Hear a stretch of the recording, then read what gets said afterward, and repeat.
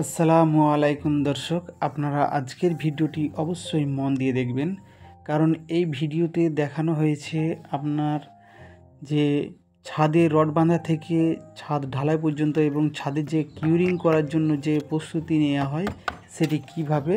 অবশ্যই শেষ পর্যন্ত না দেখলে আপনারা বুঝতে পারবেন না। ছাদে যে বিষয়গুলো আলোচনা করা হবে আপনারা মন দিয়ে শুনবেন।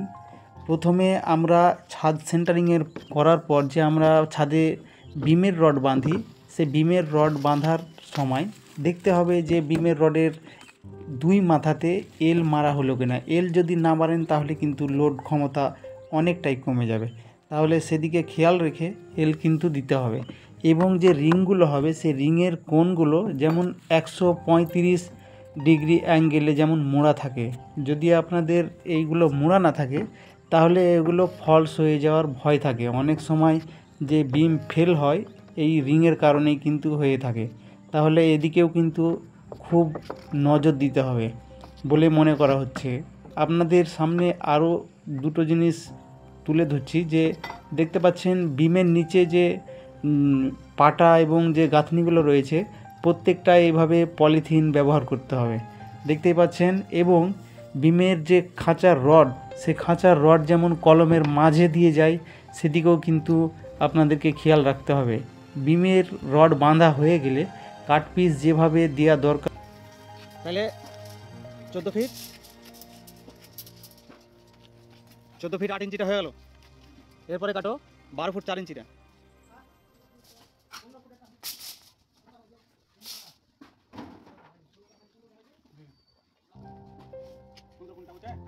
ও 12 ফুট 4 গরম হয়ে আছে গো। বাস আরেকবার যদি 12 ফুট 4 কাটো তাহলে 2 ইঞ্চি বাকি থাকবে হয়তো। তাহলে 12 সাথে এটা হলো সমান করো দেখি।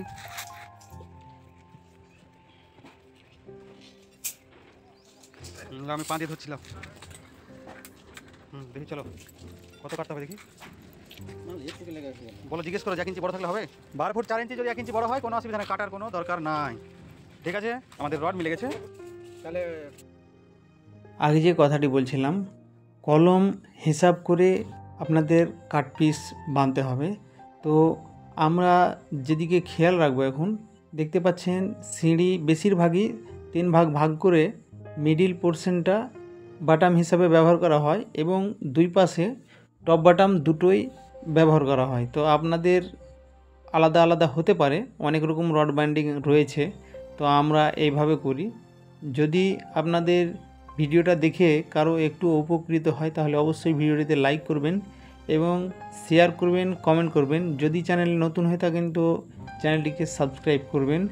আরও যে বিষয়গুলো রয়েছে আপনাদের আস্তে আস্তে করে বলছি, ভিডিওটি অবশ্যই স্কিপ না করে শেষ পর্যন্ত দেখবেন। আমরা ছাদে যেভাবে রড ব্যবহার করেছি আপনাদের দেখে কেমন মনে হচ্ছে, ছাদটা দেখে আপনারা বুঝতে পারবেন যে মিস্ত্রি যদি কাজ না জানে তাহলে এরকম কাজ করতে কখনো পারবেন না। দেখতে পাচ্ছেন আরও একটা বিষয় লক্ষ্য করুন, সিঁড়ির যে ধাপগুলো মারা হয়েছে কত সুন্দরভাবে। সিঁড়ির মাঝে অনেক সময় পাটা মারা হয় কিন্তু আমরা সে পাটা ব্যবহার করি না। যদি মনে করেন যে এটা কিভাবে হবে, সিঁড়ির ধাপ ঢালাইয়ের সময় পাটাগুলো যে বেরিয়ে যাবে না, সেরকম যদি আপনার মনে হয়ে থাকে তাহলে হয়তো ভুল হবে। কেননা এগুলো তার দিয়ে নিচের সেন্টারিংয়ের পাটার সাথে কিন্তু পেরেক দিয়ে মারা আছে। সে কারণে আমাদের যে সিঁড়ির পাটা ঢালাইয়ের সময় বেরিয়ে যাবে না। আপনাদেরকে আরও বলে রাখি যে ছাদের জালি বাঁধা হয়ে গেলে প্রত্যেকটা জায়গায় আমরা 20 ইঞ্চি ছাড়া ব্লক বা গুটকা বলি এগুলো ব্যবহার করেছি।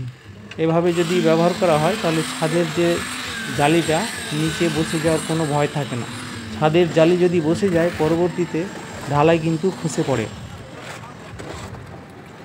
আরও দেখতে পাচ্ছেন আমাদের ঢালাই শুরু হয়ে গেছে, ঢালাইটি অনেকটাই হয়ে গেছে। আমরা ঢালাইটি একদিনেই করব এবং আমাদের ঢালাই করতে টোটাল সময় লাগবে মোট 4 ঘন্টা। তো 4 ঘন্টার ভিতরে আমাদের ঢালাইটি কমপ্লিট হয়ে যাবে এবং ঢালাইটি আমরা করে ফেলেছি।